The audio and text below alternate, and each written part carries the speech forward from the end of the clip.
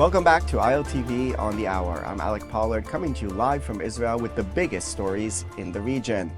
Israel confirms the identification of the body returned yesterday from Gaza is Thai national Sudtisak Rintalak. The 42-year-old agricultural worker was murdered by Hamas terrorists near Kibbutz Be'eri on October 7th and taken into Gaza. After Palestinian Islamic Jihad claimed to have located his remains in the northern Gaza, the body was transferred to the Red Cross and then to the IDF, where forensic teams completed the identification. With Rintalak now home for burial, only one slain hostage remains in Gaza. Police Master Sergeant Ran Gvili killed defending the Alumim community on October 7th. The Prime Minister's office says Israel shares the Rintalak family's deep sorrow and remains determined and committed to bringing Gvili home, stressing that Hamas must honor its commitments under the current agreement. In Gaza, the IDF conducted airstrikes in Khan Yunis after soldiers were wounded in a terrorist RPG attack. Earlier, two terror operatives emerged from a tunnel network where Hamas members remained trapped and approached soldiers. Forces identified them and shot both dead. Minutes later, a third operative slipped in undetected, placed an explosive on an armored vehicle and fled, wounding 5 soldiers, one seriously. The exchange of gunfire came around the tunnel network where many Hamas members remained trapped. Following the clash, the IDF has launched a massive manhunt with artillery and airstrikes across the area. Palestinian sources claim at least 6 people were killed. In the area where many Hamas terrorists remain trapped in the so-called Rafah pocket since October, the IDF says over 40 have been eliminated and dozens of tunnels and shafts destroyed. U.S. President Donald Trump says Phase 2 of his Gaza peace plan is going to happen pretty soon, even though Israel and Hamas have only agreed to Phase 1 of his plan, which included the initial ceasefire, the IDF pullback in Gaza, the hostage prisoner swap, and humanitarian aid arrangements. No agreement has been reached on Phase 2, which deals with post-war management of Gaza and the disarmament of Hamas. While the U.S. pushed through a UN Security Council resolution to establish some of the mechanisms required, the process has stalled amid disputes over whether Hamas will disarm, who will participate in the International Stabilization Force for Gaza, and where reconstruction will begin. Referring to yesterday's attack on Israeli troops in Gaza, Trump said this. They had a problem today, I understand, with a bomb that went off and hurt some people pretty badly, probably killed some people. They're telling me it just happened. But it's going under. We have peace in the Middle East. People don't realize it. We have tremendous support. 59. Officials from Israel and Lebanon held their first direct talks in decades today in the village of Nakura, a rare and significant development on a northern border still on the brink. The meeting took place at UNIFIL headquarters just inside Lebanon as part of a US-led ceasefire monitoring mechanism. Israel was represented by Dr. Uri Reznik of the National Security Council and Lebanon by former Ambassador Simon Karam. U.S. Special Representative Morgan Ortagus attended, along with French and UN officials. Prime Minister Benjamin Netanyahu's office confirmed that he ordered the inclusion of a civilian delegate, calling the move an initial attempt to create a basis for relationship and economic cooperation. Beirut said it agreed to participate only after learning Israel would also send a non-military official. The talks are part of the Cessation of Hostilities Implementation Mechanism, established after the ceasefire reached with Hezbollah just over a year ago. The last time Israel and Lebanon held talks in Nakura was the 2022 U.S.-brokered maritime border deal, but those talks were indirect. Israeli officials described the meeting as positive, but Jerusalem stressed that Hezbollah's disarmament is non-negotiable and not linked to any economic track. This is a historic development. Be in no doubt that this direct meeting between Israel and Lebanon took place as a result of Prime Minister Netanyahu's efforts to change the face of the Middle East. As the Prime Minister has said, there are unique opportunities to create peace with our neighbors. And with us now is Steve Leibowitz, the ILTV editor-in-chief. Thanks for being with us here. So what is going to happen, first of all, in this Gaza plan that Trump is trying to push forward? We're seeing still significant fighting going on there in the Strip, particularly in that pocket where the Hamas fighters are still in place. What do you foresee as the next steps concerning Gaza? Trump is saying we're ready to move into phase two on the one hand. On the other hand, there are no troops ready to be deployed in Gaza in order to disarm Hamas, which is a prerequisite as far as Israel is concerned to move on to phase two. In fact, Hamas and Israel haven't even signed on to elements of the phase two part of the agreement. So Trump is being optimistic. I think it's going to take some time. In the meantime, Israel is kind of trapped in this tit for tat. The people come out of tunnels, attack our forces. We then strike back. Anytime there's a violation of the yellow line, we strike very forcefully, but it's not a good position to be in. Yeah, and it's this ongoing war. I mean, people say the war is over, but there's still quite a lot of fighting going on there. And that goal, which was a major goal for Israel, besides the return of the hostages, which is not to return to the same cycle where Hamas is armed, fires rockets into Israel, and then Israel is forced to respond, not to be sucked into that cycle again. It seems like at the moment, that's where this is heading, Hamas reasserting control inside Gaza. Well, if nobody disarms Hamas, they're not going to disarm themselves. So it's either got to be Israel, as it was until the ceasefire, and as it could be again if the ceasefire breaks down, or it will have to be this multinational force. Otherwise, as you said, Hamas would be back in power, at least in parts of Gaza, the part that it controls now, which seems to be mostly in the areas behind where Israel controls that yellow line. But nevertheless, it's most of the population and it's quite a bit of the territory. And certainly they could present a threat to Israeli troops and Israeli territory in the future. Yeah, it's definitely a very volatile situation there still in Gaza when we don't see some international force coming in to stabilize the situation, which is necessary for continuing the plan. Let's go from south to north. We talked there a bit about Lebanon. This attempt from Israel, or hope that maybe some forces inside Lebanon can sideline Hezbollah a little bit more.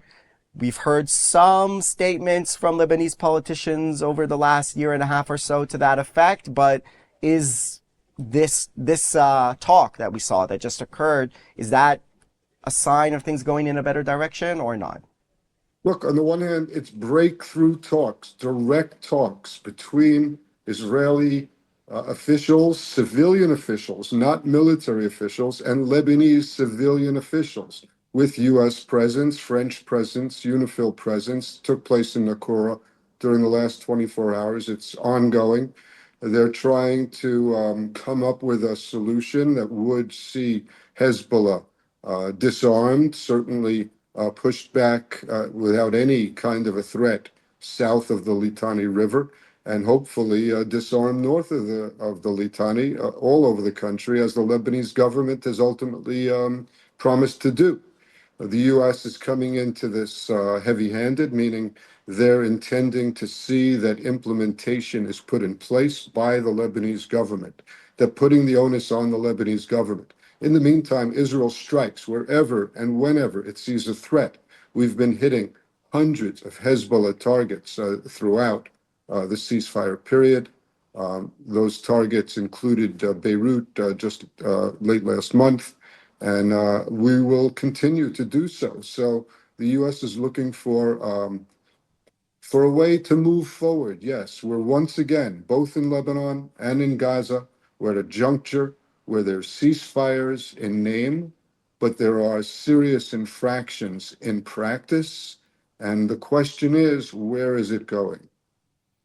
Well, it just seems like the same sort of broken mechanism is still in place, both in Gaza and in Lebanon, because in the end of the day, the situation now is that Hezbollah can potentially still, as it did before, drag the rest of Lebanon into a war with Israel by attacking Israeli forces or firing rockets into Israel or any other infraction that they want to commit. And the Lebanese fractured political system, there isn't enough force there or will or ability or a combination of those things to actually, let's say, stop Hezbollah from having that kind of power in the country to drag them into wars and into conflict with Israel. Well, they're not alone. They have the U.S. and French strong backing. They're supposed to be there supervising implementation on the ground and helping where they can, certainly militarily, and so on. Look, this is not the first time around, but I would say the last time we had this favorable a Lebanese government was when I worked for the Israeli government. We're talking about back in 1982, when I worked in the Prime Minister's office in the GPO, and I attended and was a reporter on the Nakura talks between the Israeli government and the Lebanese government, headed for a very short time by Jamal before he was assassinated. And history, the rest is history. So we have a long history, but I will say that this current president, Aoun, is declaring at least that he is dedicated to disarming Hezbollah. And that's certainly a positive development. He's a military man by training. If it works, it's great. If it doesn't, then yes, you're absolutely right. We're back to the old mechanism.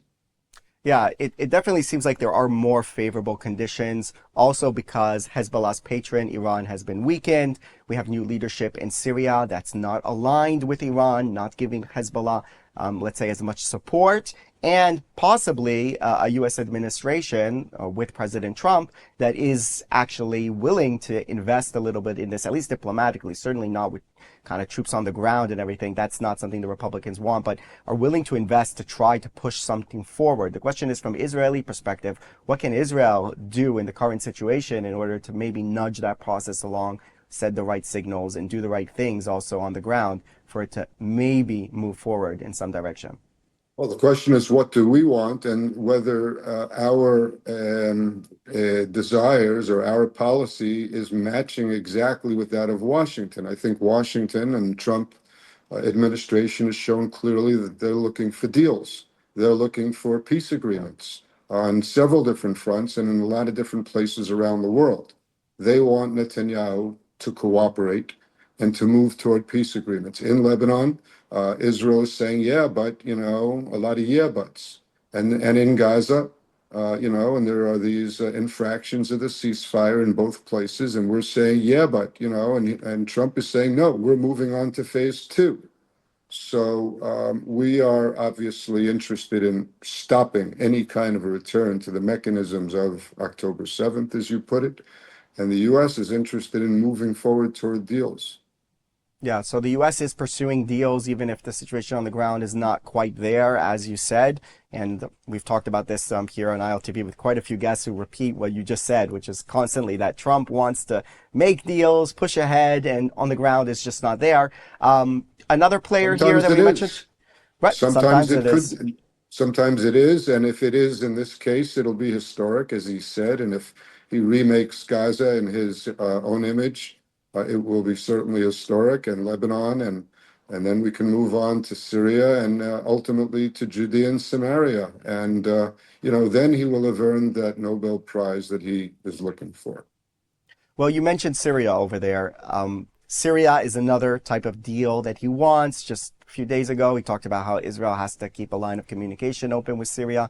He's obviously enamored with the new President Ahmad al-Shara, sees him more as a statesman than as a ex-Al-Qaeda commander.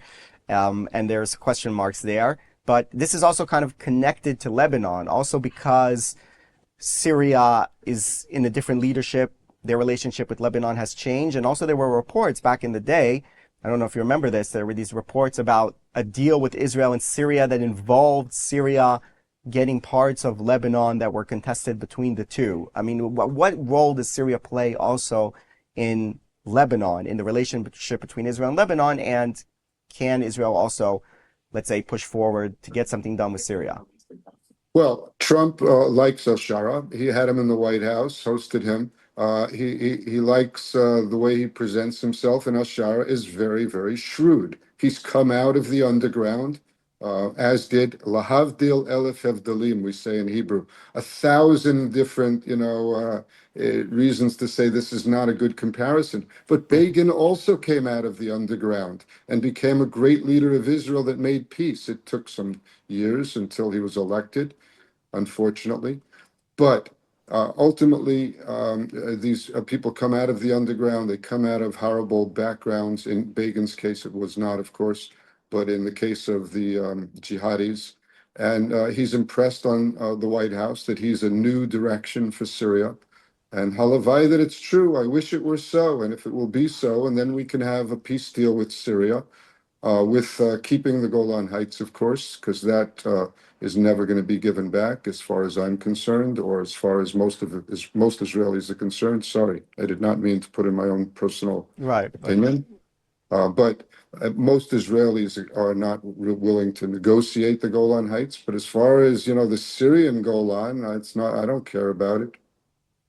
Right, yeah. The Golan Heights is kind of off limits for Israelis, and also after Trump recognized it, it's even less likely to make any movements on that front. Interesting what you said about the former, let's say, terror operative becoming a statesman. We saw the same thing with Arafat when he was head of the PLO, and he was basically orchestrating all these awful attacks like Munich massacre, and became a statesman and didn't, well, I think from the Israeli perspective would say did not make that transition to a proper statesman. Still was activating all the terror network. He knew about it. He was just negotiating as a tactic. So that's a question regarding al-Shara. But looking at this whole thing, the whole thing coming together, Syria, Lebanon, Gaza, maybe Judea and Samaria, what do you make at the moment of the Netanyahu-Trump relationship and the ability of the two to kind of move forward on an agreed path when Netanyahu and Israel have serious reservations about Trump's well-intentioned, it should be said, plans to strike these deals? That is the ultimate question, and Israel is trying to guide itself toward a direction, or the prime minister is, that will, number one, leave his coalition happy. For example, there was this Knesset vote just yesterday about approving the Trump 20-point plan in the Knesset. It was presented by the opposition. The coalition boycotted because they were afraid of having to vote on something that includes a mention of a potential Palestinian state. So there's that. I don't know exactly where it's going to go, but I do know that Trump is planning to make things go forward toward deals. Israel is going to go a little bit slower to try to make sure that those deals include complete Israeli security. Art of the deal, very difficult deals to strike here by President Trump. That was our ILTV editor-in-chief, Steve Leibowitz. Thank you very much for that.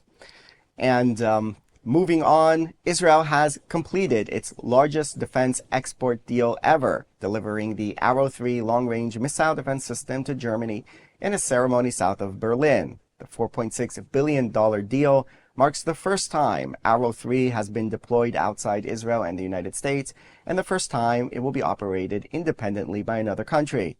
The battery at Holzdorf Air Base in eastern Germany is the first of many to follow. The system intercepts ballistic missiles outside Earth's atmosphere and recently achieved an 86% interception rate during a 12-day conflict with Iran. Israeli Defense Ministry Director General Amir Baram, a second-generation Holocaust survivor, said the system developed out of Israel's existential necessity and will now help protect Germany. Despite occasional political disagreements, military and technological cooperation is the foundation of our strategic partnership, which will only continue to grow in the years ahead. I also welcome the removal of the arms embargo on various components. Such an act should never have been imposed on an ally fighting murderous Islamic terror.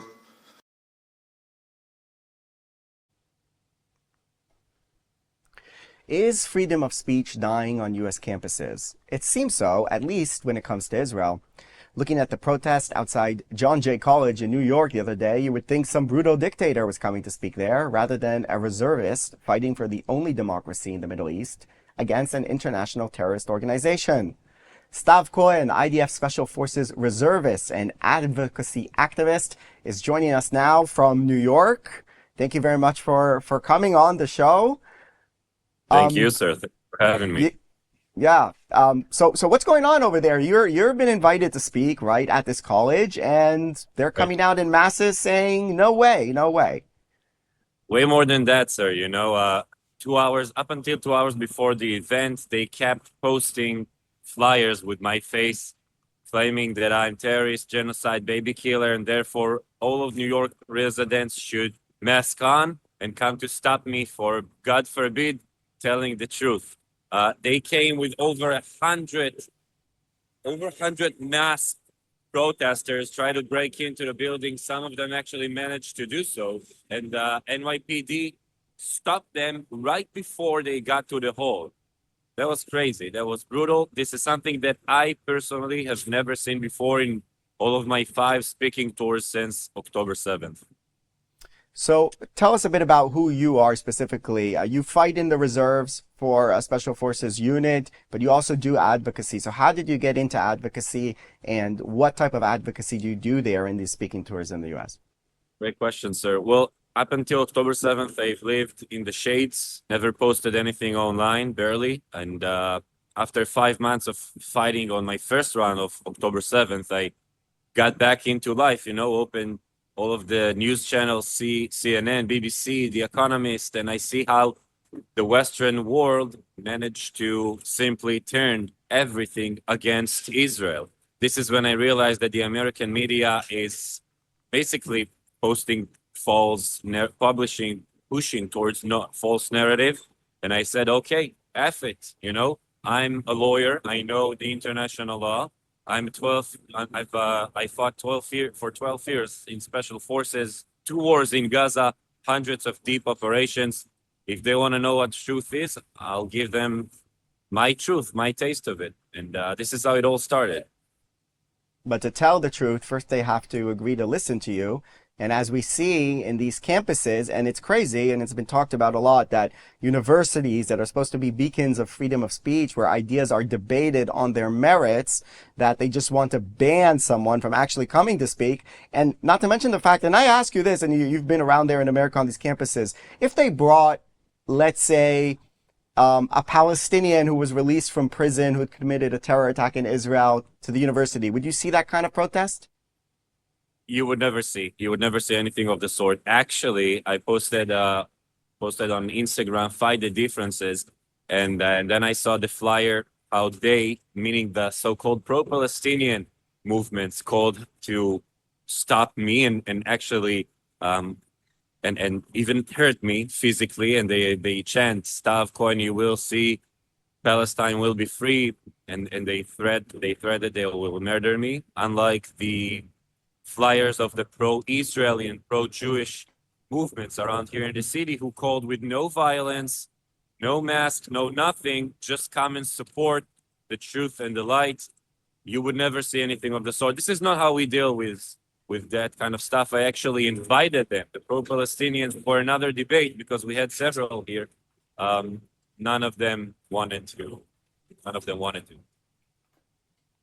Yeah, that what you said there about the sort of violent element to it, meaning it's not just a protest saying we want to censor the speaker, but people wear masks. There's threats of assault. There's also been Jewish students on campuses who say they've been threatened. There seems to be a violent element to this movement and to the protest movement, which is supposedly supposed to be defending human rights and have a peaceful agenda, but doesn't seem so. That's right, sir. I personally think that ever since Mamdani won, now you have the spirit of the commander, as we say it in Hebrew, Ruach HaMefaked, which means that basically you have the legitimacy of putting on mask, chant Free Palestine, chant globalized intifada, physically attack officers, as you just showed your viewers. And it's not legitimate, however, to be Jew. I actually yesterday gave another interview with my Israeli flag outside of Hunter College. They kicked me out of the public sidewalk just because I was standing, just like I'm standing right now with my Israeli flag. It's not allowed anymore. It's not okay anymore to be Jew within New York. And I actually fear for the safety of my brothers and sisters, the Jews around here in New York, because if that's the case right now, before Mamdani walks into office, what will happen on New Year's Eve? We'll just have to wait and see. Have you been talking to New Yorkers? I mean, there's a huge Jewish community there, actually the biggest in the world. More Jews live in New York than any other city, even in Israel. Over 1 million Jews, if I'm not mistaken. Say it again. I'm sorry, sir. No, I've said over 1 million Jews in New York, big Jewish community. Have you been speaking to them? You said there's concerns there as well, just for people living there, that they don't feel, I mean, even if they're not openly advocating for Israel, just by being Jewish, that they feel targeted. There was a protest outside a synagogue recently because an organization was coming there and telling them about the possibility of maybe moving to Israel. And then Mamdani came out and said that it's against international law, apparently, to immigrate to Israel or advocate immigration to Israel. So that's right. So you know what? Let me tell you something about New Yorkers, Jews around here these days. I feel, every person that ever been to Israel and you had to run for shelter because of the sirens, that split of a second right after the siren and right before when you're hearing the boom. Does that make sense to you? This is the atmosphere right now in New York for Jews. The siren already went on, and now you're waiting for the impact. Things are very tense around here. I personally don't see any Jewish symbols here out in the street. No yarmulke, no hostage pin, no Israeli flag, wherever, nothing. We call it in Hebrew korenut sfiga. You're just as if someone yelled brace for impact and everyone just tense. It's very tense, and I personally think that you'll see more and more Jews leaving this city. I have 4 friends of mine who already left the city, New Yorkers that were born and raised here in the city, but this is how it is. So when you do have an opportunity to speak, when they don't censor you, what do you say? What's your message? Well, basically that if they're pro-Palestinians for real, then stand with me, because I'm fighting those who are oppressing them. I've been fighting Hamas, who've been hijacked an entire society ever since I was 18. I had participated in hundreds of deep operations within enemy territory, and I tell you one thing: many civilians around those other fronts, either Judea and Samaria and Gaza, although many of them are supporting Hamas, Jihad, Fatah, you name it, some of them actually want peace, or at the very least, some of them just want to live. Does that make sense to you? So I tell these pro-Palestinians, hey, you care about the suffer of what you would call Palestinians? Great. Stand with me. Let's take out the terror regime and allow the civilians a proper life. Just like you can take out the Nazis out of the regime, you could never take out the ideology, that's for sure. But you can definitely remove them from the terror regime, and then you can allow new generation with new life. It's kind of ironic, though, what you said about the fact that there are some people, I mean, there's a debate how many actually in places like the West Bank and in Gaza really believe in coexistence with Israel. But if they are there, they can't speak. They're scared to speak. And that's the same type of censorship that you're experiencing from the pro-Palestine crowd in New York, where they want to shut you up. They don't want you to speak. And then if anyone on the Palestinian side wants to say something dissenting from destroy Israel, from support for Hamas, they also can't speak. So that's the way it is. Absolutely. So I actually feel here like an Arab would feel in the Middle East. The only place that Arab in the Middle East can open his mouth is at the dentist office. And here now it feels pretty much the same. They're not allowing me to, It's the censorship definitely is brutal in the Middle East, and we never thought we'd see it in America, but it's coming to America as well. Stav Cohen, IDF Special Forces reservist and advocacy activist, on tour in New York. We'll wish you the best of luck, and thank you for coming on the show. Thank you very much, sir. Thank you. And that's a wrap for this edition of ILTV on the Hour. You can scan the QR code on your screen for all the latest updates coming out of Israel. I'm Alec Pollard. Thanks for watching.